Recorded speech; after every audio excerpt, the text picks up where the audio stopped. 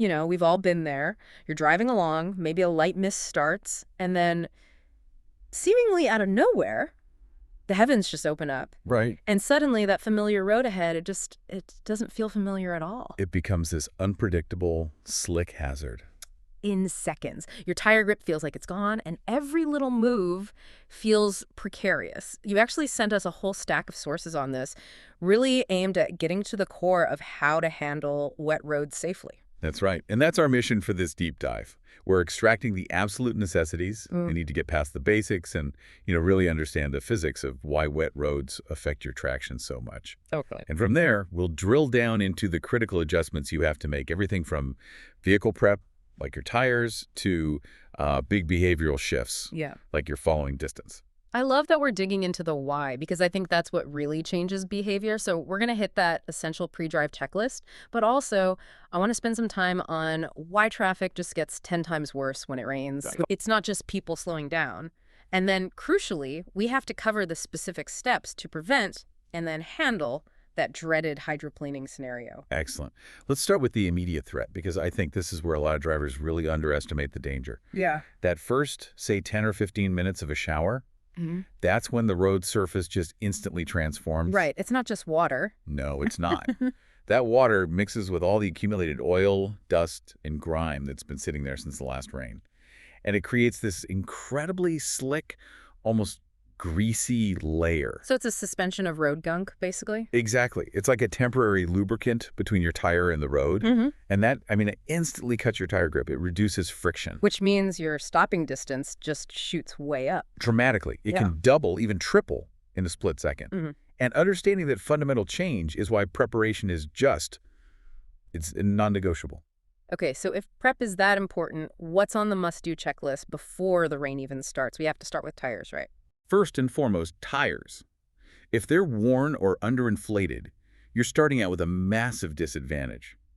See, worn tires can't channel that water away from the tire patch. The grooves aren't deep enough. The grooves aren't deep enough. They're engineered specifically to evacuate water. I was always taught the old penny test for tread depth, but the sources we looked at, they all recommend using a quarter. Is the Washington on a quarter rule a better standard? And if it is, why? That's a fantastic question. And yes, the quarter test is more rigorous. If you stick a quarter in there, upside down into the deepest groove, Okay. and you can see the very top of George Washington's head, your tread is likely below the safe minimum for wet conditions. That little extra bit of rubber between the penny and the quarter, that can be the difference between grip and hydroplaning. Wow, that really drives the point home. Okay, so traction is one half of the battle, visibility is the other. What else needs checking? Visibility control. Your wipers are, they are your lifeline. They have to be in perfect condition. No streaking or skipping? None. If they're streaking, chattering, replace them immediately.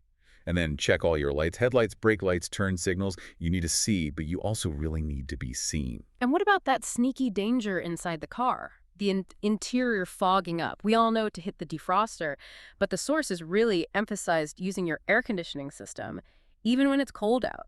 Yes, that is such an essential piece of advice. Your AC doesn't just cool the air, it actively dehumidifies it. It's the humidity that causes that fog on the inside of your windows. So by running the AC, you're drying out the cabin air and keeping your windows crystal clear. All right, so once the car's prepped, we get to the two big behavioral rules for the drive itself. First one's obvious. Reduce your speed. Absolutely. Lowering your speed is all about maintaining control and giving yourself more time to deal with that increased stopping distance we talked about. And that leads right into the second rule, which is just as important: increase your following distance. So on a dry road, people usually say the 2 or 3 second rule. What are our sources saying for wet roads? They're emphatic on this. You have to increase that gap a lot. You should be targeting a minimum of 3 seconds, but really the consensus from the safety sources is 4 to 5 seconds. 4 to 5, that feels like a huge gap. It is, but it's not arbitrary. It's pure physics. Yeah. If your car now takes twice as long to stop, you need at least twice the space to react safely. That extra cushion is just pure necessity. Okay, speaking of necessity, here's something I've always wondered. Why does traffic get so much worse when it rains? It can't just be people being cautious, can it? There's got to be something deeper going on. There is, and it's a great question because it's a mix of physics and psychology. We already have the physical parts. You can't see as well. The road's slick. Braking distances are longer. Right. But the real thing that grinds traffic to a halt is cognitive load. Cognitive load. Okay, unpack that for us. It just means that every decision you make, judging speed, checking a mirror, deciding on a lane change, it all takes way more brain power. You're constantly anticipating a skid or dealing with spray from other cars? Exactly. And that increased mental effort, it creates this collective hesitation, this sort of decision paralysis. People are slower to merge, slower to accelerate. And when hundreds or thousands of drivers all do that at once, the whole system just slows to a crawl. That makes perfect sense. If every driver is using 50% more mental energy, the system itself has to slow down. So besides slowing down and giving more space, what are the big driving mistakes people make that we need to avoid? The first one, and this is highlighted across all the sources, is using cruise control. Turn it off. Turn it off immediately in wet conditions. Wait a second, though. A lot of modern cars have adaptive cruise control, right? Or rain sensing systems. Are the sources saying even with all that tech, we should still turn it off? Yes, absolutely. And the reason is simple. Those systems are designed to maintain a set speed. If you suddenly hit a big hidden puddle, which cruise control won't see, that constant speed is the last thing you want.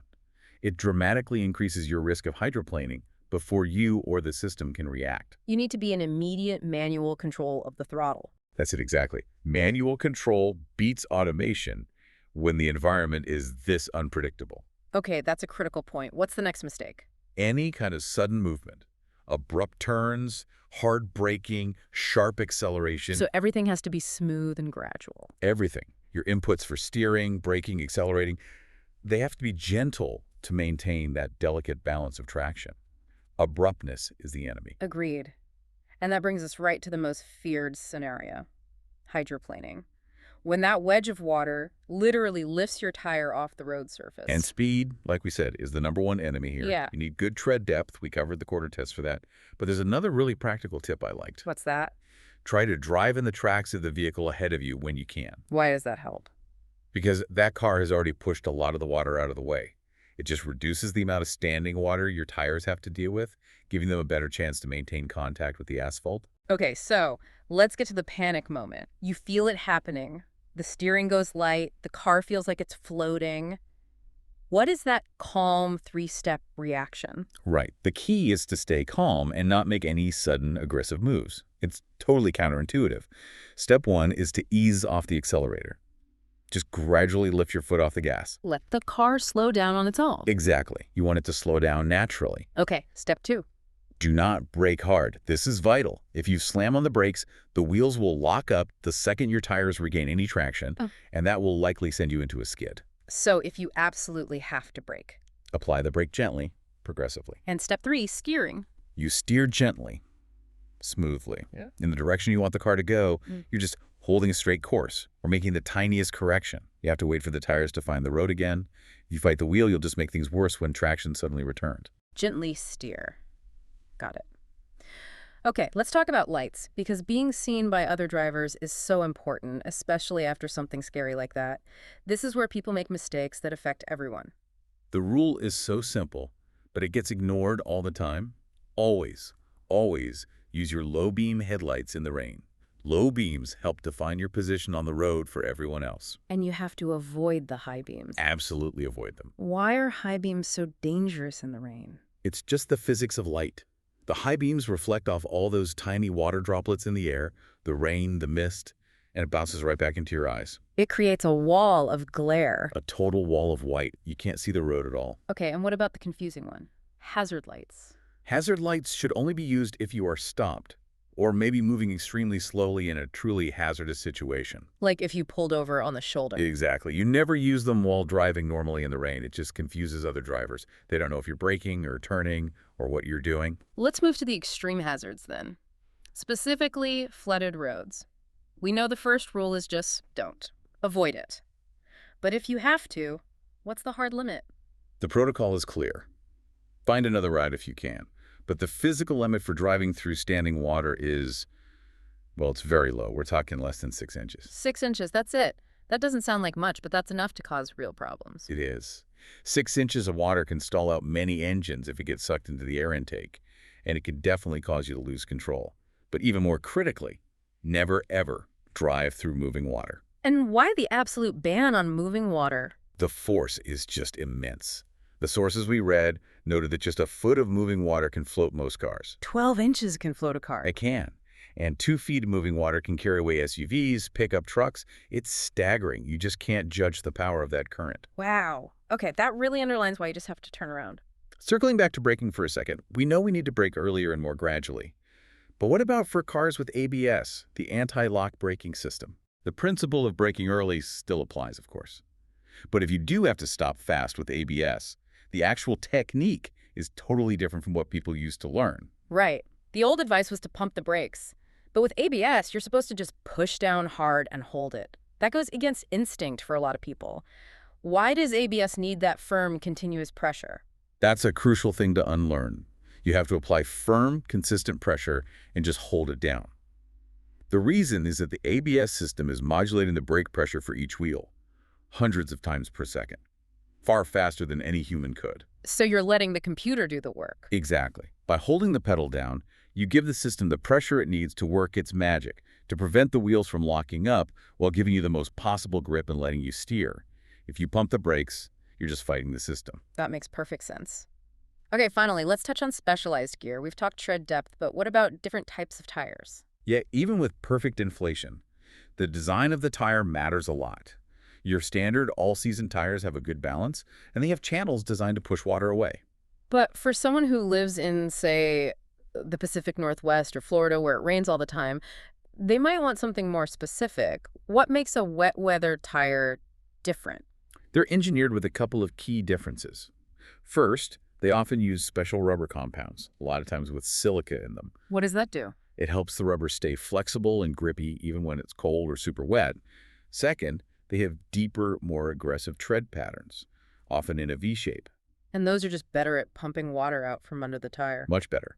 They're designed to move high volumes of water out from under the contact patch at higher speeds, which gives you superior resistance to hydroplaning. This has been fantastic. So many actionable steps, from the physics of a slick road to the human behaviors we need to change. So to recap quickly, preparation is key. Check your wipers, use that quarter test for your tread. Behaviorally, you have to slow down, get that following distance up to 4 or 5 seconds, and make sure all your inputs, steering, braking, are smooth. And if you do hydroplane, Yeah, ease off the gas, no hard braking, and just steer gently. that's it. Yeah. And I think the big takeaway is that when you know why the road is so dangerous, you understand that oil slick, the cognitive load, the huge increase in stopping distance, that's what helps you anticipate things better. You're not just slowing down because it's a rule. You're slowing down because you know your car now needs 3 times the room to stop safely. That knowledge makes all the difference. We focus a lot on making sure you can see the road and that other people can see you with your low beams. So now that you know the danger of slick roads and longer stopping distances, here's a final thought to mull over. How will understanding the proper use of fog lights, specifically that they are only meant to be used with low beams during extremely poor visibility, change the way you assess visibility, not just for yourself, but for the other drivers on the road with you?